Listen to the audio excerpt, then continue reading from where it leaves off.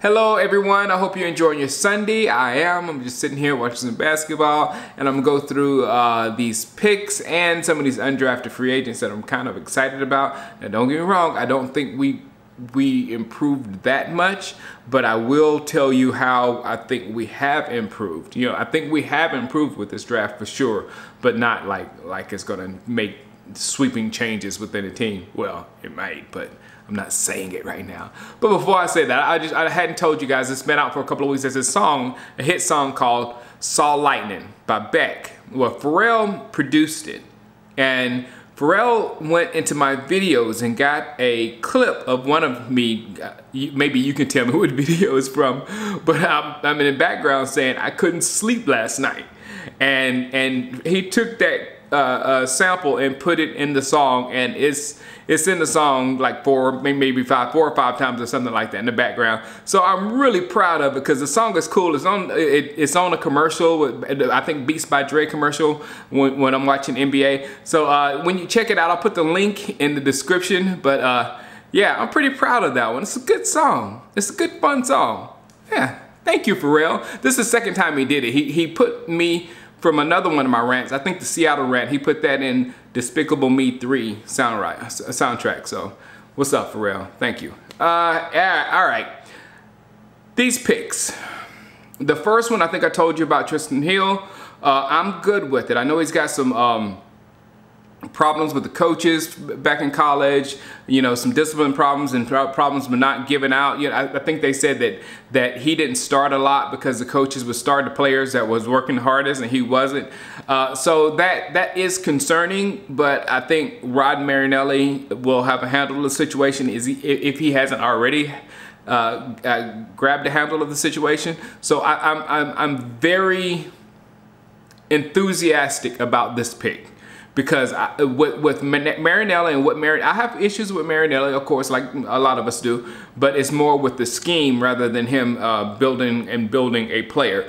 With him building players, I don't think anybody has a problem, and I think this is like pure. Since he wanted this guy, I think this is like pure clay for Marinelli, and it might come out really well for us in the end. The second round pick, the one that was a little bit confusing for me. I'm still a little bit, but I'm extremely okay with the pick, and I think I told you that us going defensive tackle and offensive line there at the beginning will make the rest of the draft look good, and by George, it did. So now the Connor pick is absolutely beautiful. It gives us, like I said yesterday, it gives us that flexibility of Lyle Collins, you know, not being signed or letting go, or if Fred isn't back 100%, whatever the situation may be, we have flexibility on the offensive line, which is golden. That brings us to pick 3.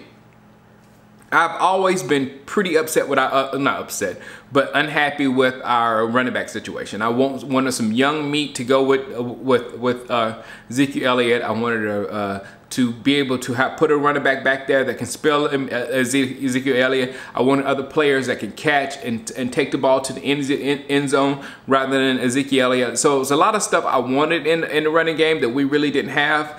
And when we got Tony Pollard, I was just so ecstatic. I was like, yeah, we got that running back. So then I looked at the highlights, because I didn't really know who Tony Pollard was. I looked at the highlights they showed on NFL Network when he was drafted.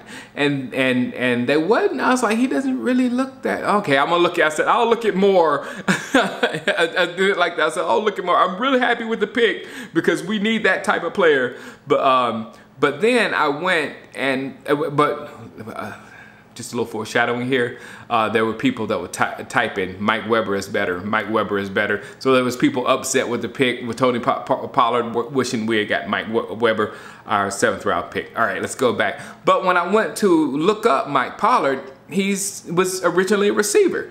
So he's really going to, so he's not naturally a running back, and that's what I saw in those videos. I was like, oh, he doesn't run naturally, but he naturally runs the ball back for kickoffs, touchdowns. So he's going to be that returner. And how much ever I like Cole Beasley and how much I didn't like, Cole Beasley was just when he quit the football team, I couldn't stand him for years. I interviewed Cole Beasley the day he quit. out there in training camp, and I couldn't stand him. I said, who quits the Cowboys? Then I started liking Cole Beasley. But now, for all the reasons I like Cole Beasley or whatever on the football field, when he returned kicks or whatever, the ball wasn't going anywhere. He was never going to return it. It was a boring part of our game. Now that is no longer. We have a guy that can take the ball back. Hallelujah.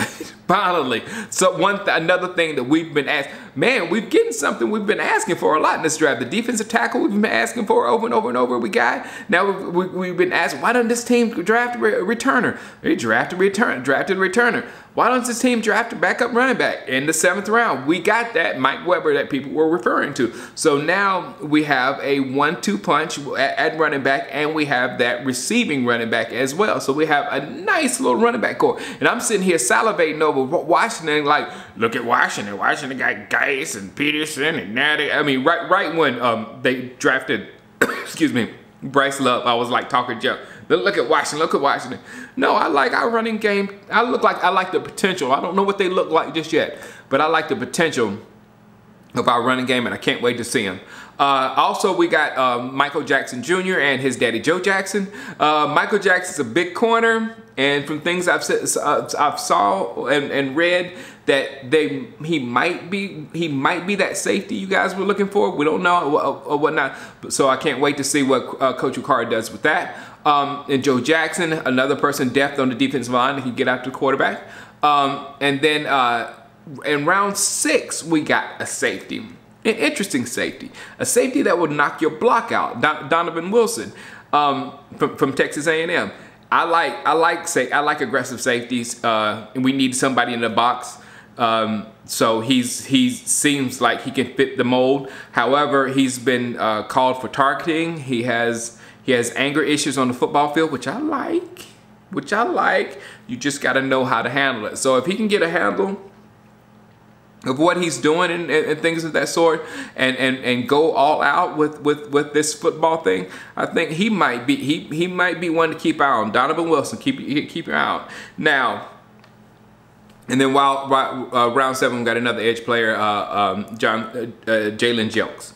But these undrafted free agents, oh my goodness.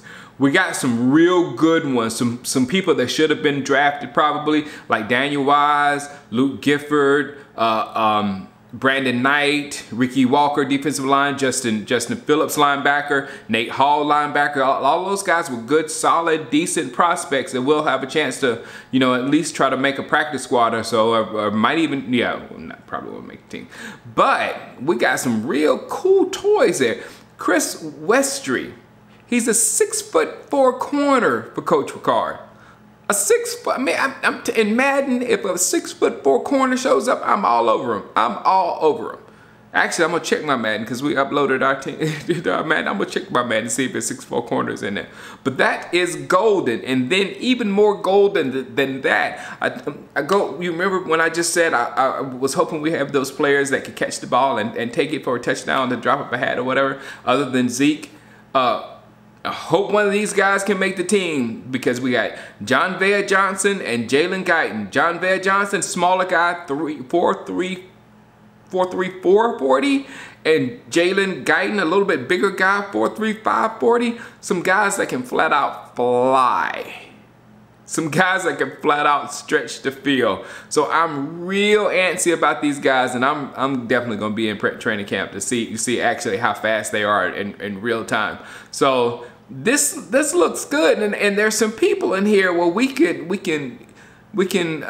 keep on our roster, and we can possibly shave, and keep and where Dak Prescott can get a decent contract without breaking the team apart. So hey, look, man, Cowboys, do what you gotta do. Do what you gotta do, but we need some wins here. We need to do it well. All right, guys, what I'm gonna do, I'm gonna get on and podcast in the morning. I'll talk about the Redskins and the Eagles. We can get a little laugh off the Giants if you want to, but we'll talk about other teams in the league, in a more longer format, because this is just a 10-minute video. It's probably longer than 10 minutes.